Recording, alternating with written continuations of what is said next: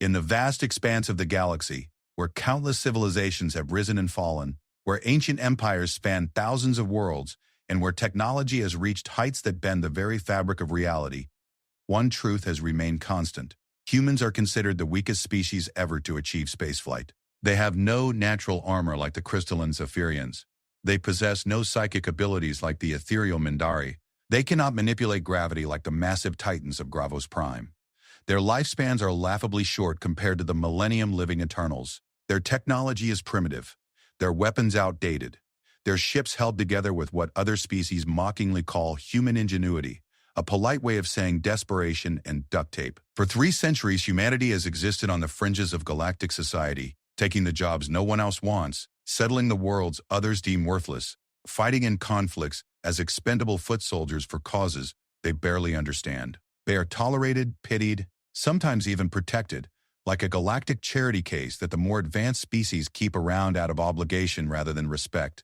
But today, on a forgotten battlefield on a planet whose name isn't even worth remembering, that is about to change forever. Today, the galaxy will learn what happens when you kill a human in front of their friends.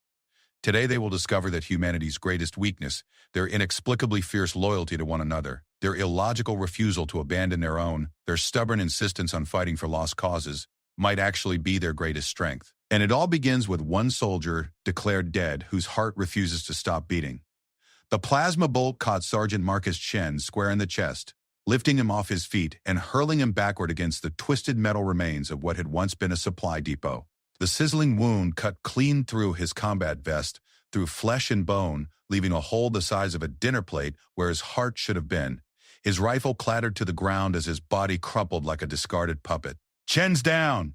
Private Rodriguez screamed over the chaos of the firefight, her voice cracking with desperation. "Medic! We need a medic." But there were no medics left.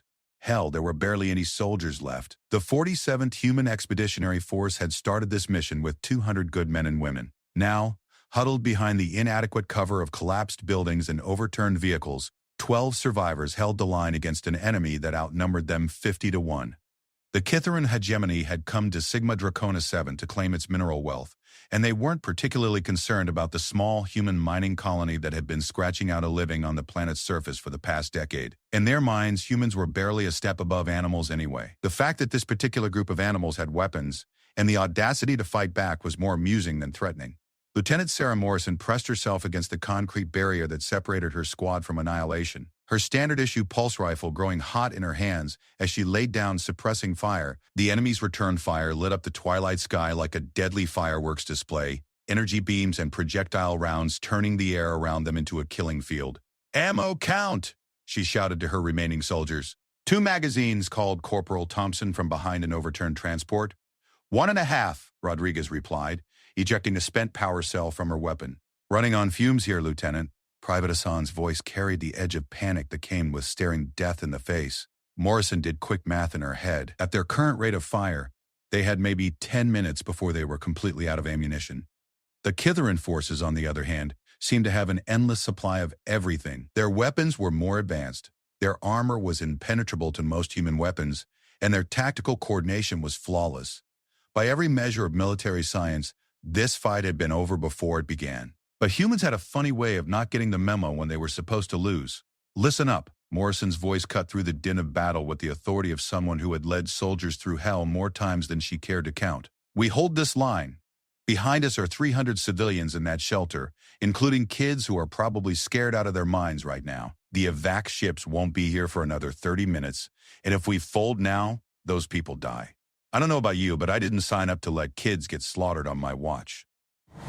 The response came in the form of renewed gunfire from her troops. These weren't the galaxy's finest soldiers. Hell, they weren't even the galaxy's most adequately equipped soldiers. They were a ragtag collection of volunteers, conscripts, and career soldiers that nobody else wanted. But they were human, and humans had 2 qualities that served them well in impossible situations. They were too stupid to know when they were beaten, and they cared too much about each other to quit. From his position near what remained of the colony's main gate, Corporal Jake Sullivan watched the Kitharan advance with the analytical eye of someone who had been fighting impossible odds his entire military career. The enemy moved with mechanical precision, their 6-foot-tall forms encased in powered armor that gleamed like polished obsidian. Their weapons fired coherent energy beams that could punch through tank armor, and they moved across the battlefield with the confidence of beings who had never known defeat. Sullivan had fought the Kithrans before, 3 years ago on Proxima Station, then again during the Outer Rim incident. He knew their tactics, their capabilities. The problem was they didn't really have many weaknesses, and the few they did have required resources that humans simply didn't possess. Movement on the left flank, he reported into his comm unit, tracking a group of enemy soldiers as they attempted to outmaneuver the human position. They're trying to get behind us. Copy that, Sullivan. Thompson, shift your fire to support the left side. The battle had been raging for 6 hours now. What had started as a routine patrol to investigate reports of unscheduled mining activity had turned into a full-scale defensive action when the 47th discovered that the Kythran hegemony had decided to simply take what they wanted rather than negotiate for it. The civilian population had been given 15 minutes to evacuate or face administrative relocation, which was Kythran diplomatic speak for "we'll kill you and take your stuff anyway." The humans had responded in their typically illogical fashion. They had told the Catherids exactly where they could shove their ultimatum and had immediately begun preparing defensive positions. Now, as the sun began to set over Sigma Draconis 7, casting long shadows across the battlefield, it was becoming increasingly clear that humanity's famous stubbornness was not going to be enough this time.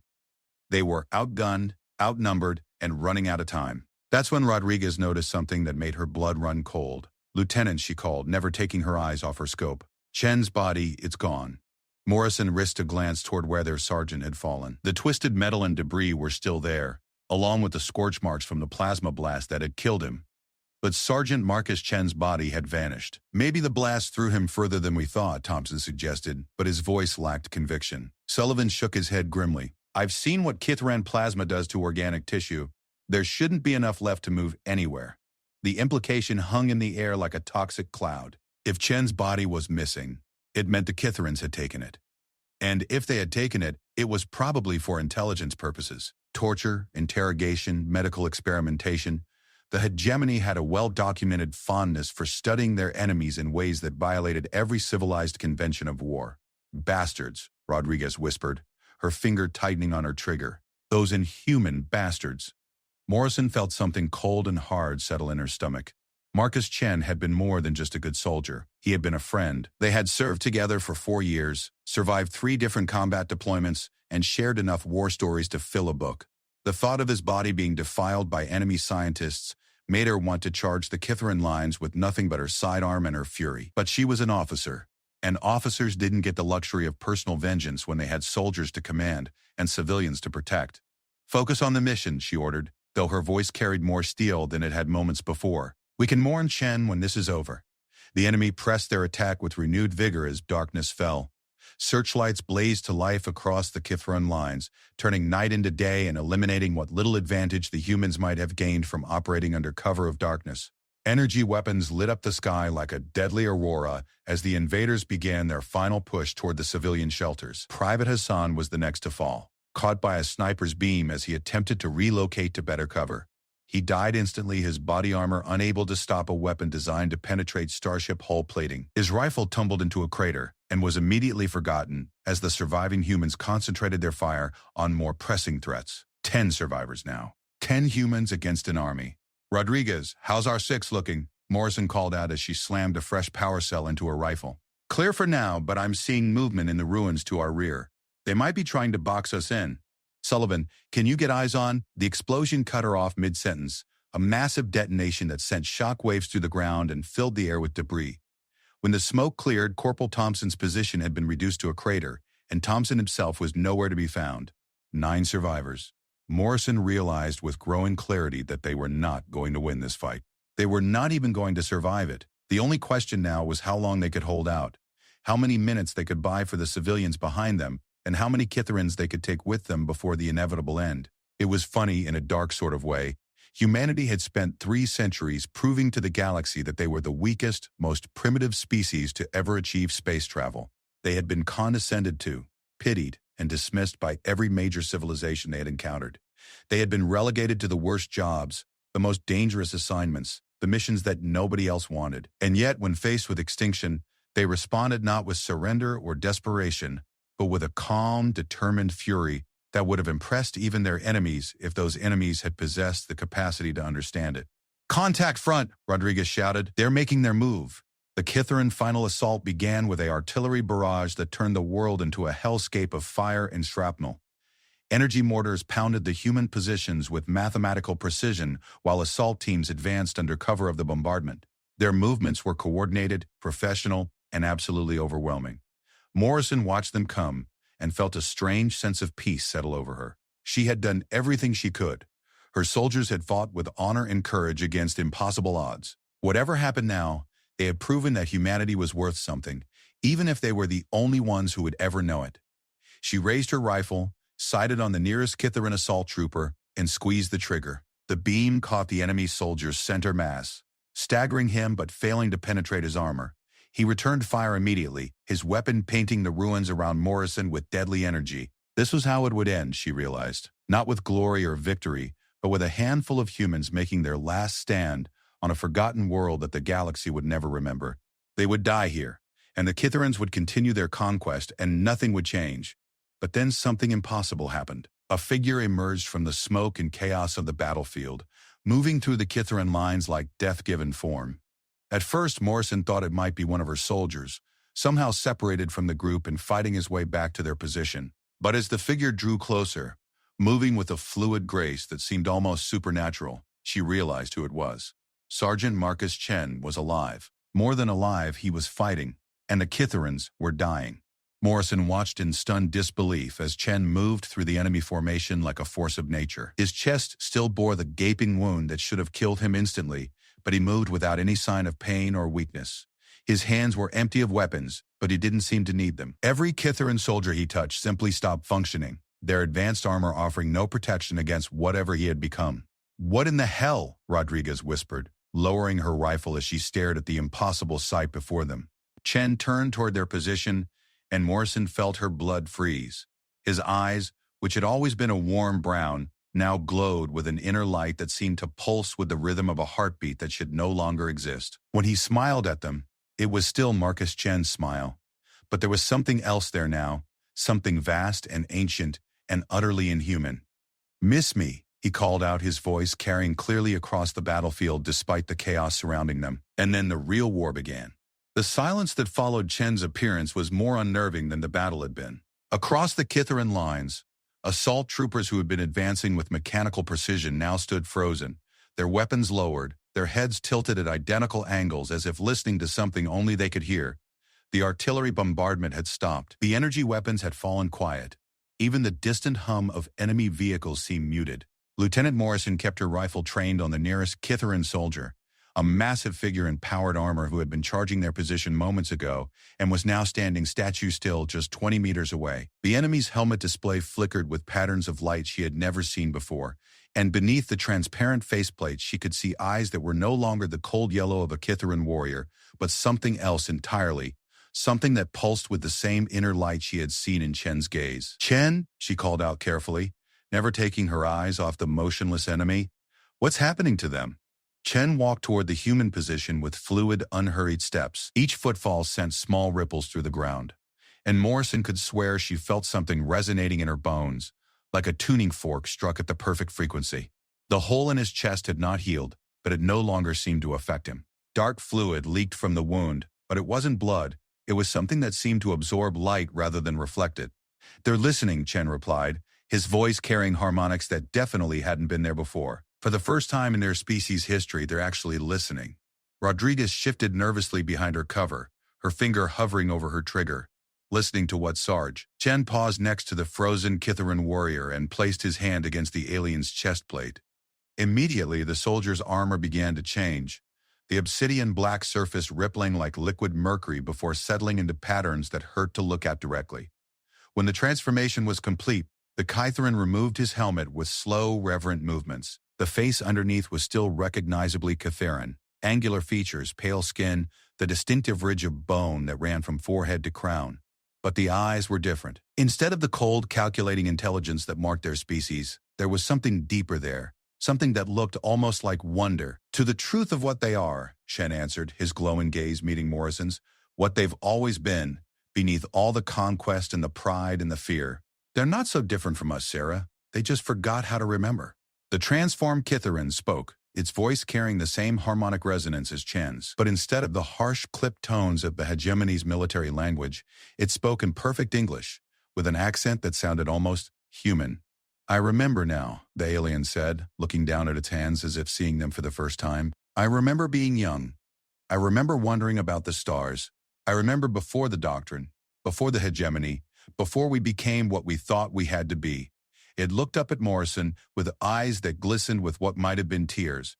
I'm sorry. We're all so sorry. Sullivan's voice cut through the surreal moment with military pragmatism. Lieutenant, we've got more movement. Looks like the rest of their force is pulling back. Morrison could see it too. Across the battlefield, Kitharin units were withdrawing in good order, but their movements seemed different somehow. Less mechanical, more thoughtful. They moved like people who were seeing their surroundings with new eyes, taking time to observe and consider, rather than simply executing programmed responses. What did you do to them? Morrison asked Chen, though she wasn't entirely sure she wanted to know the answer. Chen considered her question for a long moment, his head tilted as if he were listening to something she couldn't hear. It's not what I did to them, Sarah. It's what they did to me. He gestured to the wound in his chest. That plasma bolt should have killed me. Would have killed me. Did kill me for about 47 seconds. Then how are you standing here? Because humanity isn't alone in the universe, Chen replied. We never were. There are things out there, Sarah. Old things. Things that were traveling between the stars when the Kytherans were still learning to make fire. Things that have been watching, waiting, hoping that someone somewhere would prove worthy of their legacy. Rodriguez emerged from behind her cover, weapon lowered but ready. What kind of things? The ones who came before. Chen's smile was sad and beautiful and terrible all at once. The predecessors, some call them, the first ones. They've been gone for millions of years, but they left something behind. A test. A final gift for whichever species could prove itself worthy. He began walking toward the civilian shelters, and Morrison found herself following despite every instinct screaming at her to run. Worthiness isn't about technology, or military might, or even intelligence. It's about something simpler and infinitely more complex. It's about the willingness to sacrifice yourself for others. To fight impossible odds not because you can win, but because it's the right thing to do. Sullivan jogged to catch up with them, his rifle still at the ready. You're saying the universe has been testing us? Not the universe, Chen corrected. The predecessors. They built something into the fundamental structure of reality itself. A safeguard. A gift that would only activate when a species proved that it valued life over power, others over self, love over fear. They had reached the shelter entrance, where 300 human civilians waited in the darkness for news of their fate. Morrison could hear children crying inside, parents whispering reassurances they didn't believe themselves. These people had trusted her to protect them, and she had failed. They should all be dead by now.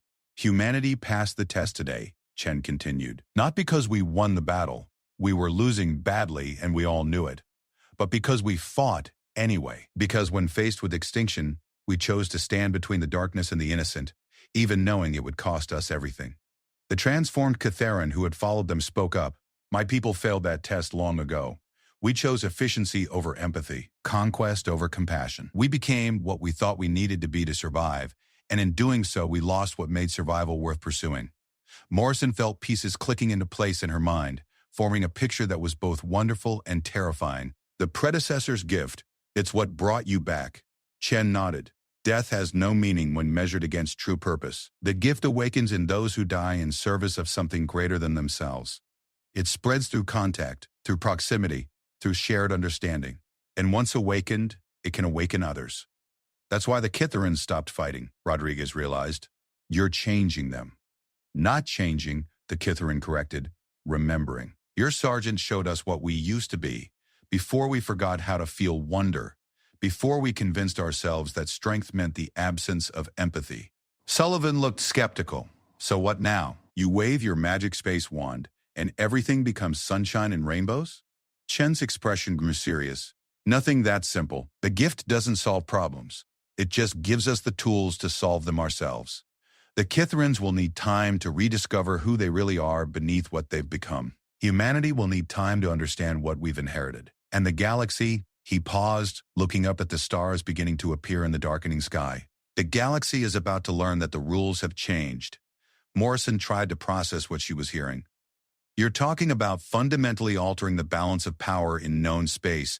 I'm talking about evolution, Chen replied. Not biological evolution, spiritual evolution. The predecessors didn't just leave us a weapon or a tool. They left us the capacity to become what they once were, to transform not just ourselves but everyone we encounter. The sound of approaching engines made them all look up. 3 sleek vessels were descending through the atmosphere, not human ships, but not Kitharin either. Their design was elegant, flowing, somehow organic despite being clearly technological. Friends of yours? Sullivan asked, raising his weapon. The Mondari, the Kitharin identified. A telepathic species.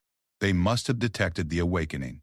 Chen nodded approvingly. They're probably terrified and fascinated in equal measure. The psychic resonance of the gift activation would have been visible to them from several star systems away. The lead Mindari vessel touched down with graceful precision, and a hatch opened to reveal figures that seemed to be composed of shifting patterns of light and energy. Morrison had heard of the Mindari, but never seen them. The few humans had. They were considered one of the most advanced species in the galaxy, ancient and wise, with psychic abilities that bordered on the godlike. The nearest Mindari approached their group, its form stabilizing into something roughly humanoid but clearly alien. When it spoke, its voice seemed to come from inside their heads rather than through the air. We felt the awakening, it said, its mental voice tinged with what might have been awe. We felt the barriers falling, the old limitations crumbling. What has humanity done? Chen stepped forward, and Morrison noticed that the Mindari actually stepped back slightly, as if intimidated. We died for something we believed in, and in dying we found something we didn't know we were looking for. The predecessor protocol, the Mondari whispered. It was legend, myth. We thought it was a story told to children, a tale of beings who ascended beyond physical existence. It was real, Chen confirmed, and now it's active. The test has been passed, the gift has been given, and the galaxy is about to discover what comes next. Morrison found her voice. What does this mean for my people? For the civilians in that shelter?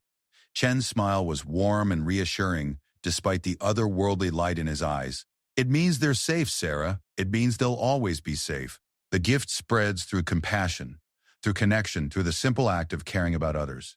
Every human who accepts it becomes a beacon, a catalyst for change in everyone they encounter. And if they don't want it, Sullivan asked, then they don't have to accept it, Chen replied.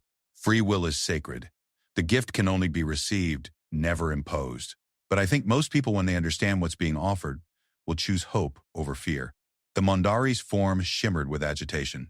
The implications are staggering. If humanity can awaken others as you awakened the Kytherans, if the gift can spread organically through contact and understanding, the entire structure of galactic civilization could change within a generation. Chen nodded solemnly. That's exactly what the predecessors intended. They didn't want to rule the galaxy. They wanted to give it the tools to rule itself, to evolve beyond the need for conquest and competition and fear. Rodriguez was staring at the growing light in Chen's chest, where the wound had been. Sarge, are you still human? Chen considered her question carefully. I'm still Marcus Chen. I still remember growing up in New Beijing. Still remember my first day of basic training. Still remember every mission we've served together. But I'm also more than that now. We all can be more than what we were. He reached out and placed his hand on Rodriguez's shoulder. For a moment, Morrison thought she saw something pass between them, a flash of understanding, a brief connection that transcended ordinary communication. Rodriguez gasped, her eyes widening. I can feel it. The gift. It's like waking up from a dream I didn't know I was having. But she remained unchanged physically, still recognizably human, still herself. Whatever Chen had shared with her, it hadn't transformed her as it had transformed the Catharan. The gift doesn't change who you are, Chen explained. It just shows you who you've always had the potential to become. Rodriguez can feel it now, but whether she accepts it fully is her choice to make. The Mindari moved closer, its psychic presence washing over them like a warm tide. We must inform the Galactic Council. This development will reshape everything we thought we knew about the nature of consciousness, of evolution, of what it means to be alive in this universe. By all means, Chen agreed. But remember, this isn't humanity claiming dominion over anyone. This is an invitation to something better. For all of us. Morrison looked around at the transformed battlefield, at the Kitharan warrior who now wept with joy at rediscovered emotions, at the awed Mindari who seemed to be witnessing a miracle, at her own soldiers who stood on the threshold of becoming something unprecedented. Tomorrow, the galaxy would wake up to a universe where the weakest species had somehow become the key to everyone's salvation, where death had lost its finality, where the ancient dream of the predecessors was finally coming true. But tonight, 300 human civilians were safe, her soldiers were alive, and Marcus Chen was standing before her with starlight in his eyes and the promise of infinite possibility in his smile. It was, Morrison thought, a pretty good trade. 3 weeks after the Battle of Sigma Draconis 7, the Galactic Council convened an emergency session of Harmony Point. Representatives from 47 different species filled the massive amphitheater, their various forms creating a living tapestry of evolutionary diversity. Crystalline beings sat next to energy creatures, while silicon-based life forms shared space with species so alien that they required environmental suits just to exist in the same atmosphere. But despite this incredible variety, every single eye, sensor, or perception organ in the chamber was focused on one figure, Lieutenant Sarah Morrison of the Human Expeditionary Force, who sat at the witness table with the kind of calm that comes from having seen the impossible become reality. The Galactic Council had been the supreme authority in known space for over 8,000 years. They mediated disputes between civilizations, regulated trade across stellar distances, and maintained the delicate balance of power that prevented any one species from dominating the others. They were wise, ancient, and accustomed to controlling the narrative of galactic civilization. The events on Sigma Draconis 7 had shattered that narrative like glass. Lieutenant Morrison, began Council Speaker Vextar, a massive crystalline entity whose voice resonated through harmonic frequencies that could shatter mountains. You claim that a human soldier, declared dead by multiple witnesses, returned to life and proceeded to alter the mental state of an entire Catheran assault force. Morrison nodded, keeping her expression neutral despite the skeptical murmur that rippled through the assembled representatives. That's correct, Speaker Vextar. Sergeant Chen was killed by a plasma bolt to the chest. 47 seconds later, he returned to consciousness, exhibiting capabilities that our medical science cannot explain. And these capabilities, interjected Council Member Yathara, a flowing, tentacled being whose telepathic abilities were legendary even among the psychic species, include the power to fundamentally alter the consciousness of other beings. Not alter, Morrison corrected. Awaken. Sergeant Chen's contact with the Catheran soldiers seemed to restore something they had lost, their capacity for empathy, for wonder, for emotional connection. They remembered who they used to be before their society became militarized. A harsh clicking sound echoed from the insectoid representatives section. Ambassador Zaketh of the Hive Collective rose to her full 8 feet of chitness height, her compound eyes reflecting the chamber's lights like fractured prisms. This is precisely what concerns us. The human claims their soldier can override the fundamental psychological structure of other species. From our perspective, this represents the most dangerous form of biological warfare ever conceived. Morrison felt a flash of anger but kept her voice level. With respect, Ambassador, that's not what happened. The Catheran soldiers weren't controlled or manipulated. They were freed. They made their own choices about what to do with that freedom. And what did they choose? Asked Council Member Threndy. A massive creature that resembled a living mountain of coral. Our intelligence reports suggest that 17 Catheran battle fleets have simply stopped fighting. They've withdrawn from active campaigns and are currently orbiting empty systems, apparently engaged in what they call contemplation. Morrison allowed herself a small smile. Yes, sir, they're rediscovering what it means to be alive for reasons other than conquest. The chamber erupted in voices, clicks, harmonics, and various other forms of communication as representatives began arguing among themselves. Some species saw the awakening as a miraculous opportunity for peace. Others viewed it as an existential threat to their way of life. The warmongering aspects of the Tristar Empire were particularly vocal in their opposition, while the pacifist gentlefolk seemed almost euphoric at the possibilities. Speaker Vextar's crystalline form pulsed with authority, and gradually the chamber returned to order. Lieutenant Morrison, we have received reports that this phenomenon has spread beyond the original incident. Can you confirm these accounts? Morrison had been dreading this question, not because she was afraid to answer it, but because she wasn't sure the council was prepared for the implications. Yes, sir. The gift, that's what Sergeant Chen calls it, appears to be spreading through human space. Every human who encounters someone who has already been awakened has the potential to awaken themselves. And humans who have been awakened can awaken non-humans? Under the right circumstances, yes. The silence that followed was deafening. Morrison could feel the weight of 47 civilizations trying to process what she had just told them. In 3 weeks, what had started as a single impossible event on a backwater planet had grown into something that could fundamentally alter the nature of consciousness itself. Council member Yathara leaned forward, her mental presence probing gently at Morrison's thoughts. Morrison allowed the contact. She had nothing to hide, and the Mundari representative's telepathic verification would carry more weight than any sworn testimony. After a moment, Yathara withdrew her mental touch, her graceful form shimmering with what might have been amazement. It speaks the truth. Moreover, I can sense something Within her consciousness, not foreign or imposed, but awakened, as if portions of her mind that were previously dormant are now active. Have you accepted the gift, Lieutenant? Speaker Vextar asked directly. Morrison considered her words carefully. I've been offered it. Sergeant Chen made it clear that the choice was mine to make. I haven't fully accepted it yet, but I can feel its presence. It's like standing at the edge of an ocean, knowing that if I take one more step, I'll be swimming in depths I can't even imagine. Why haven't you accepted it? This question came from an unexpected source. Ambassador Keleth of the Eternal Dynasty, a species so long-lived that some of their individuals remembered the dawn of galactic civilization. Morrison thought about Rodriguez, who had accepted the gift 2 days after the battle and now moved through the world with a serenity and understanding that seemed almost supernatural. She thought about the 37 other members of her unit who had chosen to embrace the awakening, their faces glowing with an inner light that made them more beautiful than any human Morrison had ever seen. She also thought about the 19 soldiers who had declined the gift, choosing to remain as they were, and how Chen and the others had respected that choice without question or judgment. Because I'm not sure I'm ready to stop being afraid, she admitted. The gift doesn't just awaken your potential for compassion and connection, it awakens everything, including the responsibility that comes with having that kind of power. Ambassador Zach's mandibles clicked in what might have been approval. At least this human understands the magnitude of what they're dealing with. But that makes their species even more dangerous. They're offering evolutionary transcendence, and they're doing it voluntarily. Do you have any idea how many civilizations would go to war to possess such an ability? And how many would go to war to prevent others from possessing it? Added the representative from the Voidwalkers, a species so reclusive that their appearance at the council session was itself unprecedented. Morrison felt the discussion shifting in a direction that made her deeply uncomfortable.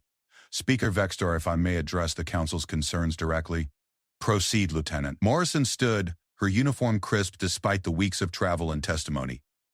Honorable representatives, I understand your fear. 3 weeks ago, humanity was considered the weakest species in the galaxy. We were tolerated, sometimes protected, but never respected. Now we're telling you that we've inherited the legacy of beings so advanced that they transcended physical existence entirely. She paused, meeting as many eyes as she could across the vast chamber. But here's what I think you're missing. Humanity didn't seek this out. We didn't conquer it, steal it, or demand it as our due. We earned it by dying for people we barely knew, by standing against impossible odds because it was the right thing to do. The gift isn't a weapon. It's not a tool for domination. It's an invitation to become better than what we are. And the beautiful thing about it is that it can only be given freely. You cannot force someone to awaken against their will. You cannot use it to conquer or control. The only way to share it is through genuine love, compassion, and sacrifice. She gestured toward the Mindari section. Council member Yathara can verify this through her telepathic abilities. The gift exists in a state of quantum consciousness that makes it impossible to weaponize. It literally cannot function in the presence of malicious intent. Yathara's form shimmered in confirmation. The human speaks accurately. The consciousness patterns I detected within her are fundamentally incompatible with aggressive or dominating thoughts. It would be like trying to use sunlight as a weapon of darkness. Nevertheless, growled the representative from the warrior caste of Next Prime, humanity now possesses capabilities that could destabilize the entire galactic order. What guarantee do we have that they won't use these abilities to reshape other species according to their own vision? Morrison felt a familiar warmth in her chest, and suddenly she wasn't alone at the witness table. Sergeant Marcus Chen materialized beside her, his form solidifying from patterns of light and energy that seemed to bend space around them. The council chamber fell silent as 47 civilizations got their first direct look at a human who had fully accepted the predecessor gift. Chen's appearance had changed subtly over the past 3 weeks. He still looked human, but there was something otherworldly about him now, as if he existed slightly outside normal three-dimensional space. The wound in his chest had transformed into something that resembled a window into deep space. Stars and nebulae visible in the depths of what should have been flesh and bone. Honorable representatives, he said, his voice carrying harmonics that seemed to resonate in dimensions beyond sound. I am Sergeant Marcus Chen of the Human Expeditionary Force. I died defending people I had sworn to protect, and in that death, I was offered a choice. Remain at peace in whatever comes after life, or return to help guide my species and others towards something greater than what we have been. He stood with the easy confidence of someone who had literally conquered death. You ask what guarantee you have that humanity won't misuse these abilities. I can give you the only guarantee that matters. It is literally impossible for us to do so. The gift exists in harmony with the fundamental forces that govern consciousness itself. To misuse it would be like trying to use gravity to make things fall upward. But the consequences, Speaker Vextar rumbled. If this gift spreads throughout the galaxy, it could fundamentally alter the nature of every civilization. Yes, Chen agreed calmly. It could. It could end the eternal cycle of conquest and competition that has defined galactic history. It could make war obsolete. It could transform species that have been locked in conflict for millennia into partners in exploration and discovery. He paused, his starlit gaze moving across the assembled representatives. Or it could be rejected, suppressed, and feared. The choice, as always, belongs to each individual and each civilization. Ambassador Kelleth of the Eternals rose slowly, his ancient form moving with the careful dignity of someone who had witnessed the rise and fall of empires. Young human, in my 17,000 years of existence, I have seen many promises of transcendence.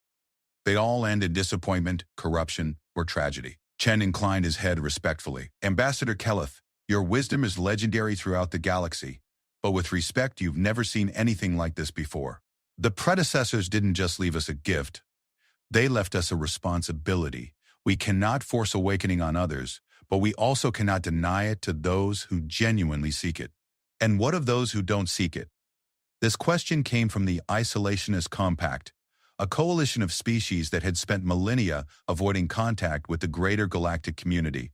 They remain exactly as they are, Chen replied simply. The gift respects free will above all else.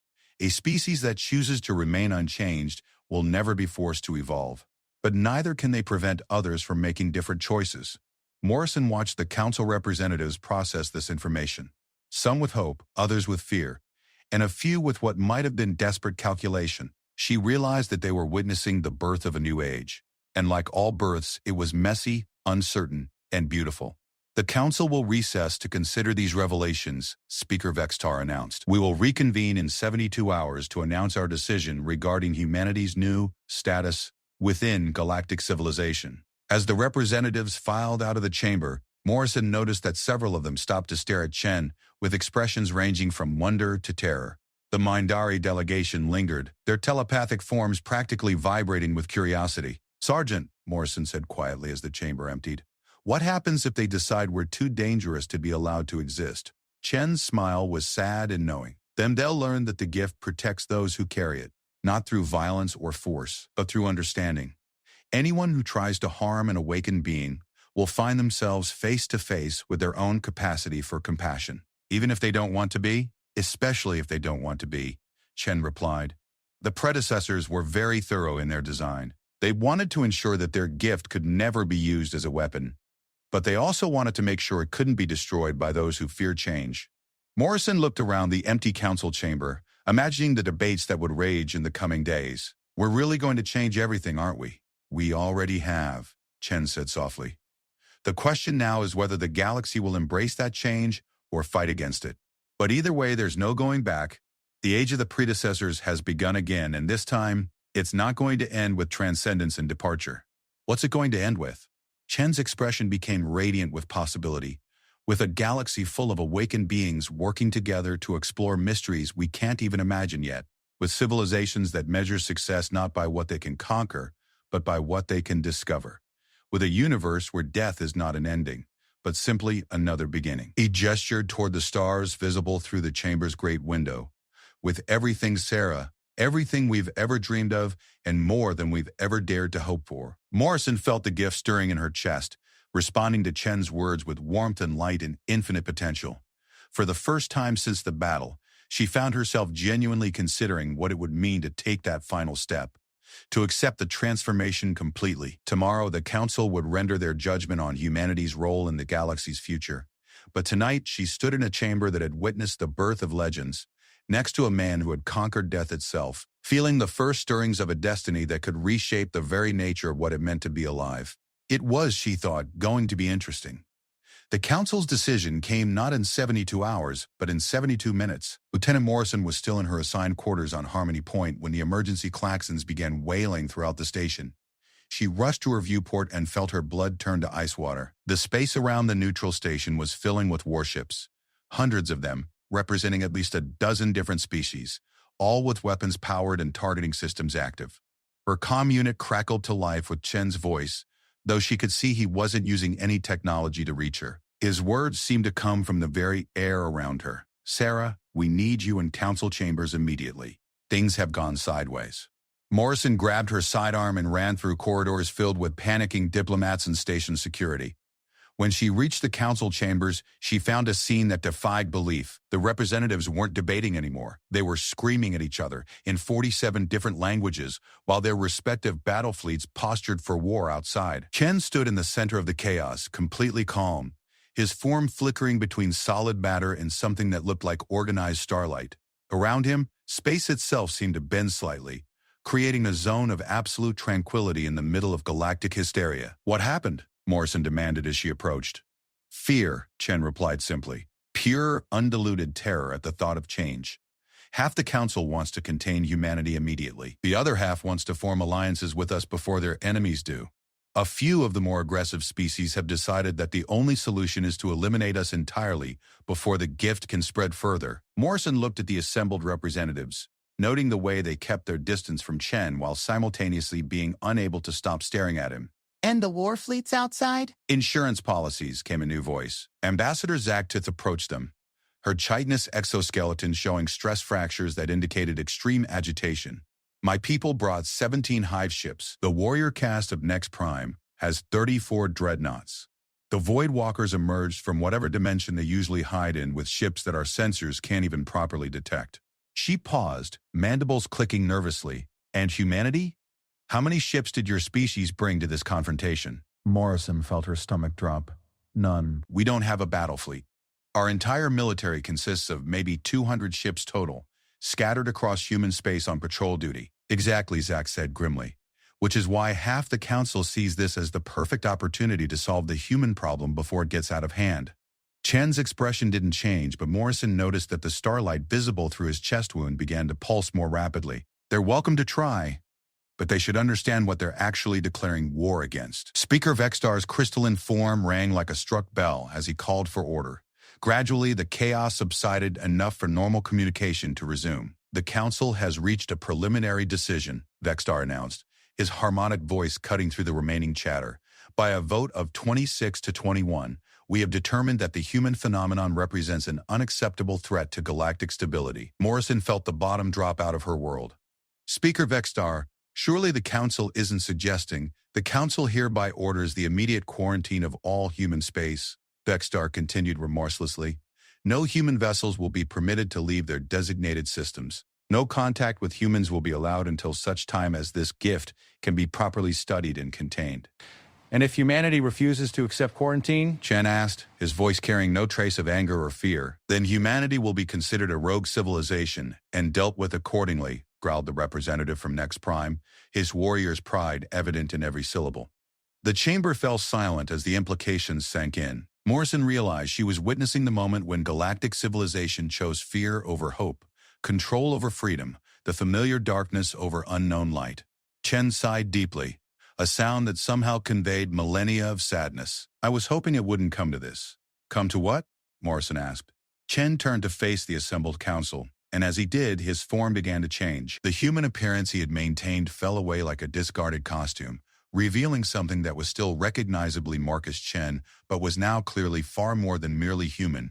Light poured from him in patterns that hurt to look at directly, and the space around him bent and twisted as if reality itself was paying attention to his presence. "Honorable representatives," he said, his voice now carrying harmonics that seemed to resonate in dimensions beyond the physical. "You are making a fundamental error in your calculations. You assume that humanity is still the weak, primitive species you have always known. You assume that we require your permission to exist, your approval to grow, your blessing to become what we are meant to be. The temperature in the chamber dropped noticeably as Chen's power continued to manifest. Morrison could see frost forming on the metal surfaces around them. "You forget," Chen continued, "that the gift comes from beings who transcended your understanding of existence itself. Beings who built safeguards into the very fabric of reality. You cannot quarantine what exists in quantum superposition. You cannot contain what operates outside your understanding of space and time." Ambassador Keleth of the Eternals rose slowly, his ancient wisdom finally grasping the true scope of what they were dealing with. "You're saying that humanity cannot be threatened. I'm saying that humanity cannot be threatened by conventional means," Chen corrected.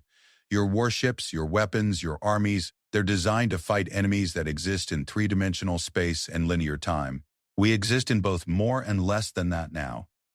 To demonstrate his point, Chen simply stepped sideways, not left or right, but in a direction that Morrison's eyes couldn't follow. For an instant, he was gone entirely.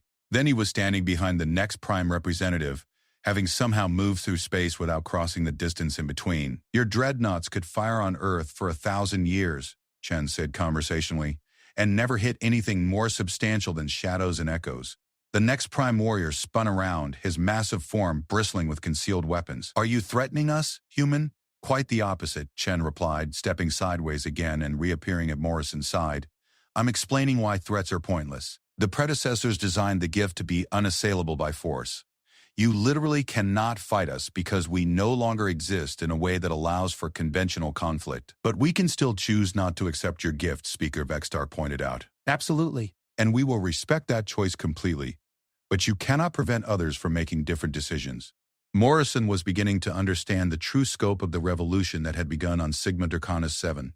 "You're saying that any species, any individual who wants to awaken can do so, regardless of what their governments decide. The gift transcends political authority," Chen confirmed. "It operates on the level of individual consciousness. A single being who genuinely desires awakening can receive it, even if they're surrounded by a billion others who reject it." The implications hit the council representatives like a physical blow. Ambassador Zax's stress fractures deepened as she processed what Chen was telling them. "You're describing the end of centralized authority," she said slowly. "If individuals can simply choose to transcend the limitations of their species, then governments become irrelevant." Not irrelevant, Chen corrected gently. "But no longer absolute. The gift doesn't eliminate the need for social organization, but it does make oppression impossible. You cannot rule beings who exist partially outside your reality." The silence that followed was broken by an unexpected voice. Councilmember Yathara of the Mindari had been quiet throughout the session, but now she spoke with the authority of someone who had been observing the situation from perspectives the others couldn't access. "The human speaks the truth," she said, her telepathic voice carrying absolute certainty. "I have been monitoring the quantum fluctuations around the awakened human, and I can confirm that conventional physical laws do not apply to his existence in the usual way. Moreover, I am detecting similar fluctuations at scattered points throughout the galaxy." Morrison felt a chill of recognition. The gift is already spreading. 17 confirmed awakenings among non-human species in the past week alone, Ithara confirmed, including 3 among my own people, who received the gift through telepathic contact with awakened humans across interstellar distances. The chamber erupted in chaos once again as representatives began shouting demands for information about their own species. Which of their people had been exposed? How far had the contamination spread? Could the process be reversed? Chen raised his hand, and reality seemed to hiccup slightly around him. Suddenly, every voice in the chamber was muted except his own. "You're still thinking about this wrong," he said sadly. "This isn't a disease or a contamination. It's not something happening to you. It's something being offered to you. The predecessors aren't trying to conquer or control. They're trying to invite you to become partners in something magnificent." He gestured. And suddenly the chamber was filled with images, holographic displays that seemed to exist in more than 3 dimensions, showing vistas of impossible beauty, worlds where crystalline beings and energy creatures worked together to build structures that sang with harmonic perfection, star systems where entire civilizations had learned to manipulate matter and energy with the precision of master artists, galaxies where war was not just obsolete, but literally inconceivable. "This is what the predecessors achieved," Chen explained as the images flowed around them. "This is what they're offering to teach us. Not dominion over others, but mastery over ourselves. Not the power to destroy, but the ability to create beyond anything we've ever imagined."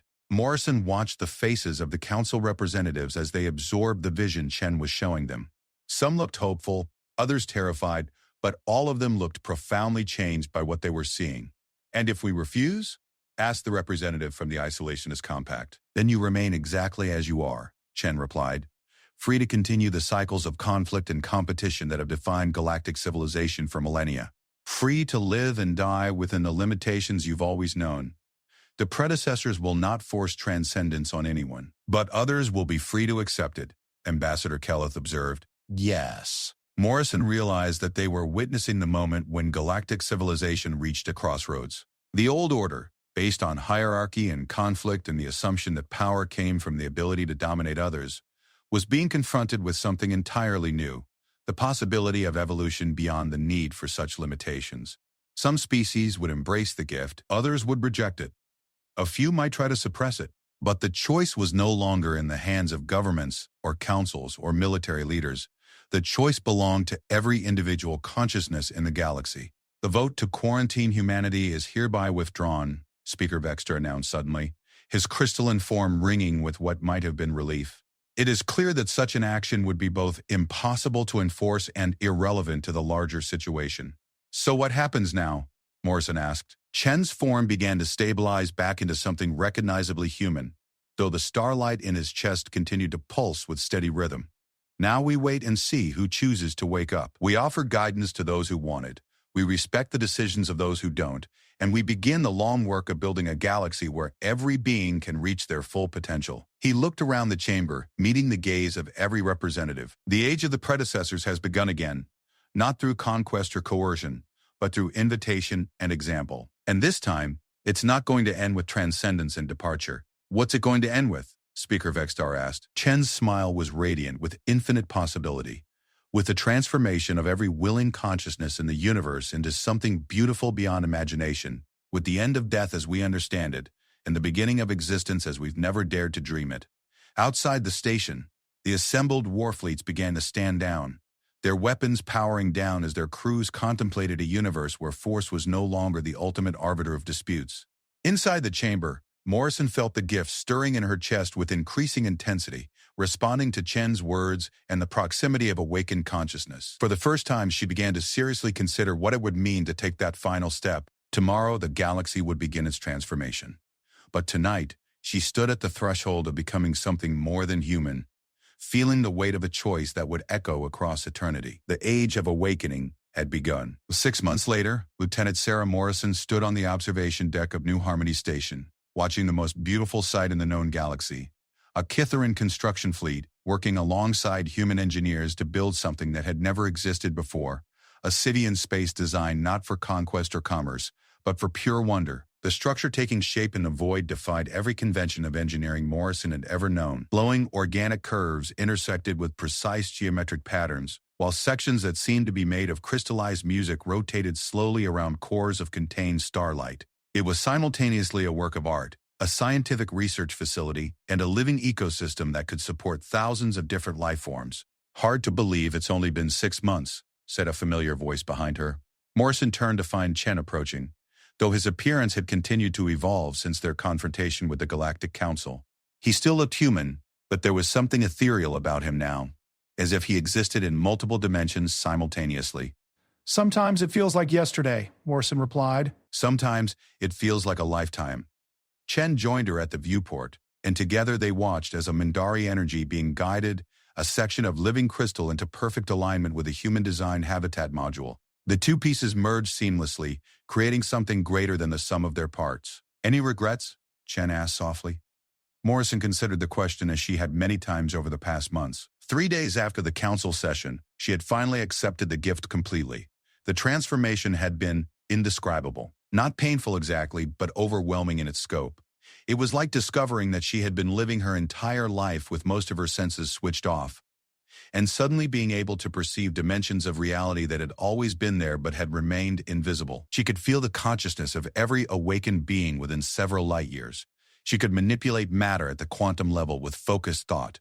She could step outside linear time and see the probability streams that flowed around every decision, every choice, every possibility. Most importantly, she could feel the deep, abiding peace that came from knowing that death was not an ending, but simply another form of existence. One that the awakened could move between as easily as walking through a doorway. No regrets, she said finally. But I understand why some chose differently. The galaxy had indeed transformed over the past 6 months, but not in the way anyone had expected. Rather than a sudden universal awakening, the gift had spread slowly, organically through networks of genuine connection and shared understanding. Some individuals embraced it immediately. Others took months to decide. Many chose to remain as they had always been, and their decision was respected absolutely. Entire species had split along awakening lines. The Kytheran hegemony had fractured into dozens of smaller groups. Some awakened, others maintaining their traditional militaristic culture. Surprisingly, both factions coexisted peacefully, with the awakened Kytherans serving as bridges of understanding between their transformed and unchanged siblings. The Mondari had experienced perhaps the most dramatic shift. Their natural telepathic abilities had made them uniquely receptive to the gift, and within weeks nearly their entire civilization had awakened. They had become something like shepherds of consciousness, helping other species understand what the transformation offered and supporting those who chose to embrace it. "How are the holdout systems doing?" Morrison asked. Chen's expression grew thoughtful. "Better than expected, actually. The TriStar Empire is still aggressively anti-awakening, but they've stopped trying to actively suppress it. The Eternal Dynasty is treating the whole thing as a fascinating philosophical experiment. The Isolationist Compact has gone even deeper into isolation, which is probably the healthiest response they could have managed." He paused, watching as a group of awakened humans and transformed Kytherans worked together to install what looked like a small sun at the heart of the growing space city. "The beautiful thing is that everyone was right to be afraid, in a way. The galaxy has fundamentally changed, but it's changed in ways that make it impossible for anyone to be hurt by that change." Morrison knew what he meant. The awakened existed in a state of quantum consciousness that made conventional conflict literally impossible. You couldn't attack someone who existed partially outside three-dimensional space, and even if you could, the attempt would result in the attacker experiencing their target's perspective so completely that violence became inconceivable. At the same time, the awakened couldn't force their transformation on others. The gift operated on principles of free will so fundamental that even thinking about coercion caused it to become inaccessible. It was the perfect safeguard, a form of evolution that could only spread through genuine love and acceptance. "What about Earth?" Morrison asked. "Last I heard, the home system was still pretty divided." Chen smiled, and Morrison caught a glimpse of something vast and warm in his expression. 60-30 split, awakened to unchanged. The funny thing is, it doesn't matter anymore. Both groups are working together better than ever. When you know that your differences are just different choices rather than fundamental incompatibilities, cooperation becomes natural. A chime in Morrison's consciousness alerted her to an incoming transmission. She opened her awareness and found herself connected to the New Harmony communication grid, where dozens of awakened beings from across the galaxy shared information through direct mind-to-mind contact. The message was from Ambassador Kelleth of the Eternals, and it carried news that made Morrison's heart skip a beat. "Chen," she said urgently, "the Eternals just made contact with something in the deep dark. Something old. Something that claims to remember the original predecessors." Chen's form immediately became more focused, his quantum nature stabilizing into something approaching normal matter. "Show me." Morrison shared the transmission directly, consciousness to consciousness. The images were fragmentary but unmistakable. A massive structure drifting in the space between galaxies, composed of materials that existed in too many dimensions to properly perceive. And within that structure, beings of such age and wisdom that even the Eternals seemed like children in comparison. "The Watchers," Chen whispered, his voice carrying harmonics of awe. "The predecessors mentioned them in the deep archives. They were supposed to be the guardians of the gift, the ones who ensured it could never be misused or corrupted." "Are they coming here?" "They're already here," Chen replied, his awareness suddenly expanding beyond the station, beyond the system, touching something vast and ancient that had been observing their progress from the very beginning. "They've been watching the awakening, evaluating our progress, determining whether we're ready for the next phase." Morrison felt a chill of anticipation. "Next phase?" Chen turned to her with an expression of wonder that transcended anything she had seen on his face before. "Sarah, what we've experienced so far, the awakening, the transformation, the ability to exist beyond conventional limitations, that's just the beginning. The predecessors didn't just transcend physical existence, they learned to transcend existence itself. They became something so far beyond what we understand as life that we don't even have words for it. The implications hit Morrison like a physical blow. You're saying there's another level, another gift. Not just another level, an infinite series of levels, each one offering greater understanding, greater connection, greater capacity to create and explore and become. Chen's form began to shimmer with patterns of light that seemed to exist in dimensions Morrison couldn't perceive even with her awakened senses. The Watchers are here to offer us the next invitation.